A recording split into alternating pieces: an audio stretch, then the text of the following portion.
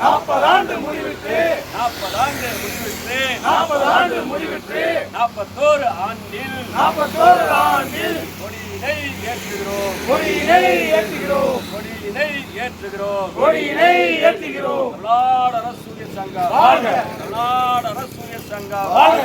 அகில இந்திய மாநில அரசூழியர் சம்மேளனம் வாழ்க! அகில இந்திய மாநில அரசூழியர் சம்மேளனம் வாழ்க! உங்களை பார்ப்பதற்காக இந்த சங்கத்தை வழிநடத்துவதற்காக நான் அந்த அடிப்படையில் இந்த சங்கம் துவங்கி 40வது மாணிக்க ஆண்டு முடிவுற்று 41வது ஆண்டு இந்த 41வது ஆண்டினுடைய அந்த கிளாஸ்மேட் என்று சொல்லக்கூடிய வரலாறை நீங்கள் நினைத்து பார்த்தால் தமிழ்நாட்டில் இருக்கக்கூடிய அரசு பெற்று வந்த சம்பளம் இந்தியாவிலே தமிழ்நாடு தான் கடைசி இருக்கிறது. அதன் சங்கம் 4 ஆண்டுகள் 1988 மத்திய அரசு நிலையான ஊதியம் வேண்டும் என்கின்ற ஒரு கோரிக்கையை வைத்து அரசு ஊழியர்களும் ஆசிரியர்களும் நடத்திய ஒரு மிகப்பெரிய போராட்டத்தினுடைய விளைவாக இன்றைக்கு இந்தியாவிலேயே 2வது இடத்தில் தமிழ்நாடு அரசு ஊழியர் சங்கம் தமிழ்நாட்டினுடைய அரசு ஊழியருக்கான சம்பளத்தை பெற்றுக் கொடுக்கிறார் என்று சொன்னால் அது இந்த சங்கத்தினுடைய சாதனை தான். அந்த சாதனையை மீண்டும் நிறைவேற்றி தர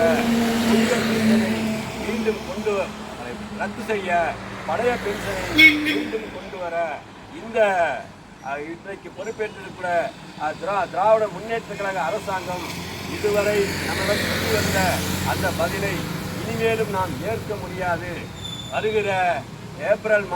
வருகிற ஜூன் மாதம் 4ஆம் தேதி இந்த பாராளுமன்ற தேர்தல் அந்த ரிசல்ட்டுக்கு பிறகு தமிழ்நாடு அரசு ஒரு வீரியமிக்க போராட்டத்தின் வாயிலாக நாம் இன்றைக்கு பெற முடியாத கோரிக்கையை பெற இருக்கிறோம் என்பதை சொல்லி நிறைவு செய்கிறேன். நன்றி.